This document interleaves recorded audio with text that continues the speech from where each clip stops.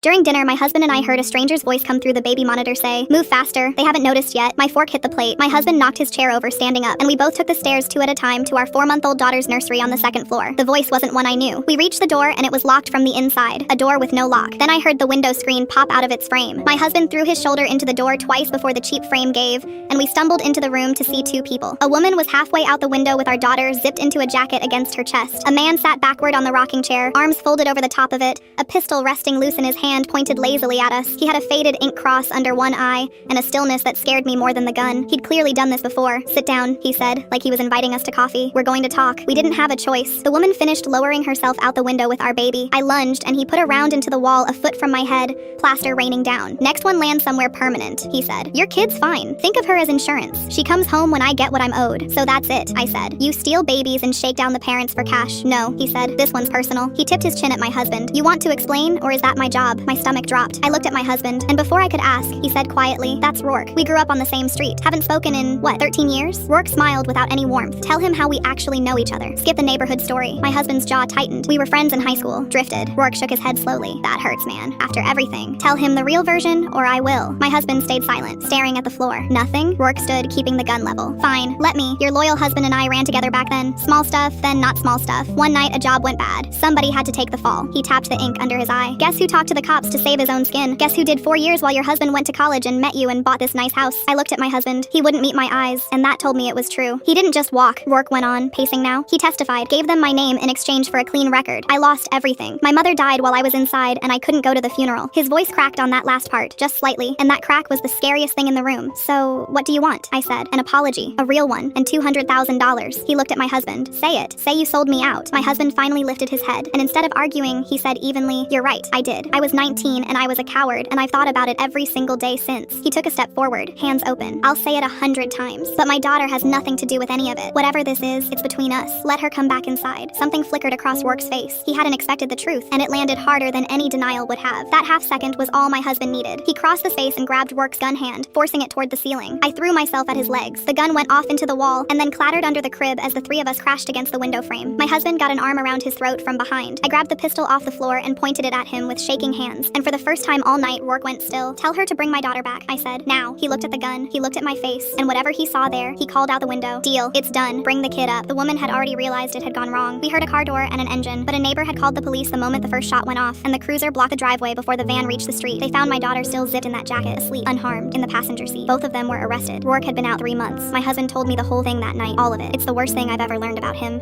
but he chose the truth when a lie might have been safer, and that's the only reason we got her back.